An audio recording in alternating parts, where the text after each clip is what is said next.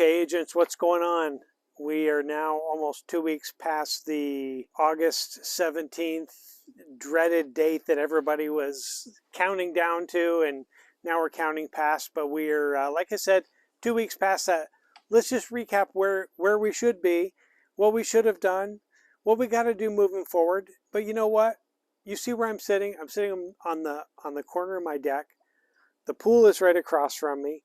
My backyard. It's a Friday afternoon. Sometimes we just need to chill out, right? All right, it's not the end of the world. It's just changing in how we operate. Big deal. The biggest thing is you got to pay attention. You know, with all these things that are happening, if you're not paying attention to what's going on, then you're going to suffer, and your clients are going to suffer, and it's not going to look good for you. The biggest thing I can recommend is you need to pay attention to the information that comes across your email. There are agents that I've talked to that didn't even know that there was a lawsuit going on, which I can't even imagine. That's crazy. Now there's like bees all around me. Let me just press ahead and hope we'll be all right, even though there's bees flying all around me.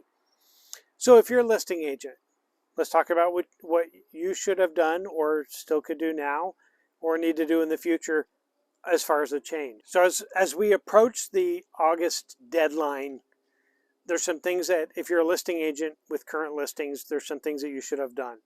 Number one, current listings, you should have done an amendment to the listing agreement. And this is if you're with eXp Realty, to get your current listings compliant with the new rules. What does that look like? The amendment basically said that for eXp Realty, eXp does not co-broke. So we don't collect the whole commission and then send the commission to a buyer's agent or a buyer broker. Well, here's the thing. In our market, our attorneys write the listing brokerage and the buyer brokerage commission checks anyway. So if the seller has the expense to pay the listing brokerage and the listing brokerage then cuts the check for the buyer brokerage, we're just cutting that out. What we're saying as eXp Realty is we're not going to be the middleman for that payment. And at least in my market, it really makes sense because most of the time the attorney is writing the checks for both companies anyway. So it's still, you know, even before it was a seller expense brought with the money brought by the buyer. So what eXp is saying is we're not going to be the middleman for that payment.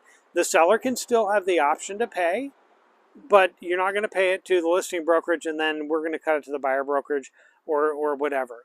Realistically, what it really comes down to is it's a credit and expense, just different ways. But it's, you know, for the most part, I mean, the transaction process is pretty similar and a very minor change for the closing attorney or the closing title or whoever closes for you. So think of it that way. So when eXp Realty says we're not co-brokering anymore, that's right. You're not going to pay eXp Realty the listing commission and the buyer commission if there is any, and then we're going to cut the check for the other one. What we're saying is you just pay us, and if the seller is going to have negotiated to pay something to a buyer brokerage, then the seller is going to pay them directly. So it's not that eXp Realty isn't involved anymore in the buyer side transaction or trying to disintermediate the buyer brokerage. Not at all. We're just not going to be the middleman for the payment. That's all. That's all. So that's what you have to do on current listings. I got notes. Maybe I'll put them in the comments. So what do you have to do for new listings under the new way that we operate? For me, I'm no longer using the local MLS's listing agreement. I'm using the eXp Realty listing agreement, which honestly I love. It's got some things in there that are a lot clearer than the one we used to use. Specifically, how you deal with unrepresented buyers. What's an unrepresented buyer? That's not something new. If somebody calls me on my listing, and I never worked with them before, in New York State, my agency disclosure form says, not that I'm a dual agent, because I don't have a fiduciary to them. They're coming to see my listing. I represent them as a seller's agent. And some people may say, oh, you're wrong. It's like, hold on a minute, right? I want you to read the form. On the front of, and I'll probably put this on the screen here somewhere, but on the front of New York State's agency disclosure form for sellers and buyers, there's a part that says seller's agent. It's on the bottom left side of the front page.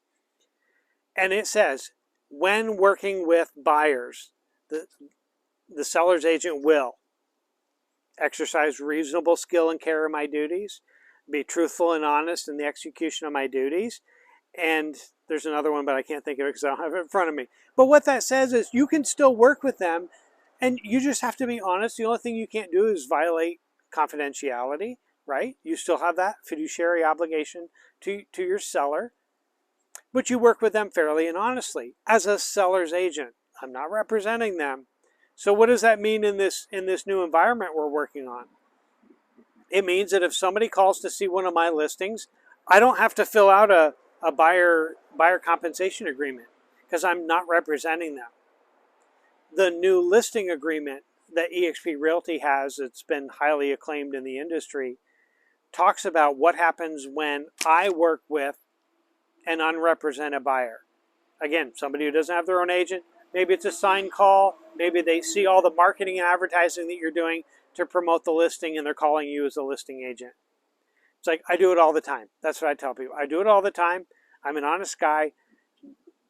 You know, when would you like to take a look? Or if they're coming into an open house, same thing. They're an unrepresented buyer, right? So the new listing agreement that eXp has talks about what my compensation is when working with an unrepresented buyer. And it's very clear. It's very clear. It's literally called unrepresented buyer compensation. I think that's what it's called. But that's what it is. And then one of the things that it talks about in one of the eXp FAQs is there are things that you can recommend language-wise to include in your listing agreement. And essentially it is seller, seller, seller, seller. The seller has options. The seller is willing to consider seller concessions towards a buyer expense. The seller is willing to consider X number or X percent towards seller concessions. And both of those say all concessions are negotiable. They always have been, right? Now it's just a little bit more clear, all right? So you can say the seller's willing, so those are the two options for seller concessions, or you can say the seller is willing to consider compensation of a buyer or broker. Or you can say the seller is willing to consider X number or X percent towards a buyer's obligation to their buyer's agent or buyer broker, that type of thing. All this is negotiable. That's the big key, right? So we're offering that. And the interesting thing that the FAQ said, and I'm guessing a lot of you didn't read that part, but it says, why tie them down to a number? Why tie them down to a number, right? What if they were going to come in with this amount and we said we're willing to do this? Is that in your seller's best interest? I don't think so. If a buyer's agent forgets to put compensation in their offer, no problem. That just means that they didn't want it from the seller. And if they're supposed to already have a buyer compensation agreement with their client, and if they don't put anything in the offer asking for it from the seller, that means that they're fine. They're taking care of it on their own. No problem. Am I going to go back to the buyer's agent and say, hey, we're offering this, if you put it in your offer, do you think that's in your seller's best interest? No, I don't think so. If they're not putting it in their offer to you, they've negotiated it on their own. No problem. It's just saved my client more money, right? And I've already had it happen where, the home was under $100,000. They weren't asking for compensation in the agreement, and that just saved my client X number of dollars. And they feel great about it. My client feels great about it. So we talked about buyers of my listing, right? And some of the advantages of working with unrepresented sellers or unrepresented buyers. Stop. It's confusing, right? Not really. You just got to break it down and figure out okay, we've talked all about it, but we haven't said, okay, here's what you got to do for paperwork. Here's all the paperwork. That's what we've kind of done. But here's the drill down. That's what you have to do for paper. If you're a listing agent, current listings, you got to do an amendment to your listing agreement to make it compliant. New listings, use EXP's new listing agreement. That's my recommendation. Maybe it's not for you, but that's my recommendation because it talks about stuff that's important, more clear on things that are important. And it's negotiable, which is important. It always has been negotiable. But the seller is no longer dictating what the compensation is going to be for the buyer. Okay, let's put our other hat on. I should have brought another hat. I have other hats. I have a lot of other hats. Let's put our buyer's agent hat on. All right. So let's talk about not just other buyers. Mr. Buyer, there are three things that we have to talk about before we go and see the property. And if you do a buyer consult different than this, I'm just giving you the part about paperwork. All right. About paperwork that you should have already been doing for substantive contact, agency disclosure. But let me back up and say, Mr. Buyer, there are three things that we have to talk about. How I represent you, you being treated fairly, and how I'm compensated. Okay? There's different forms for each one. The first one is how I represent you. I'm your buyer's agent, which means this, this, and this. Okay? Here's a form. So I'm telling you about the disclosure, and then you're going to sign the disclosure.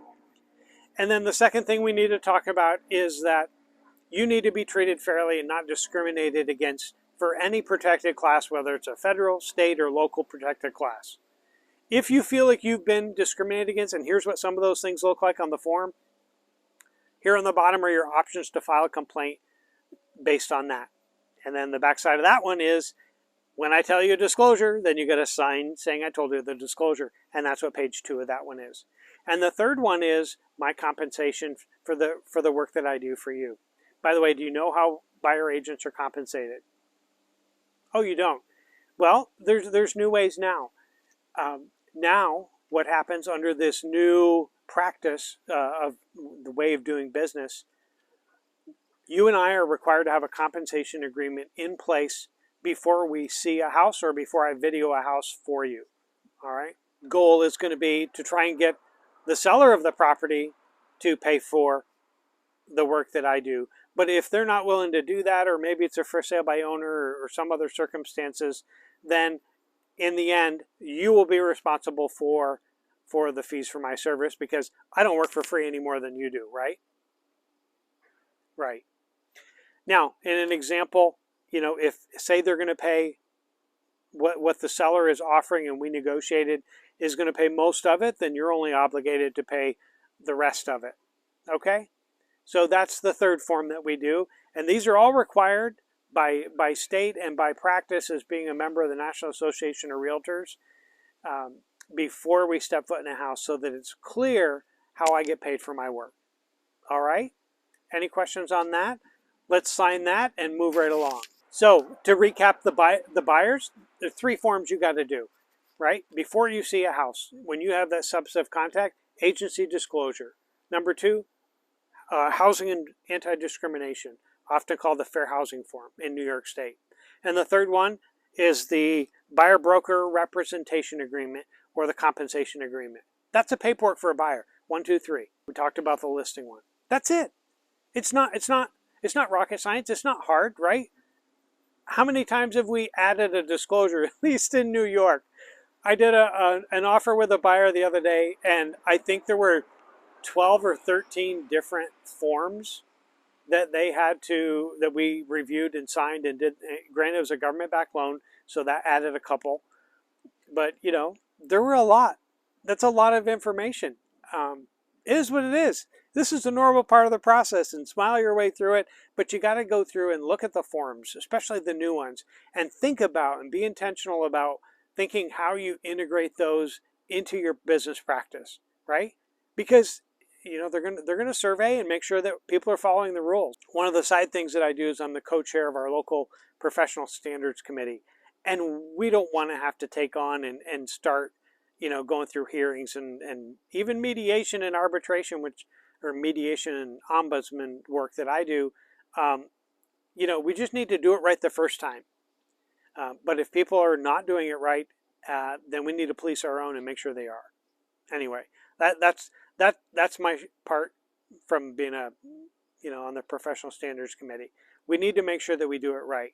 Our clients deserve it, and we owe that to each other as well.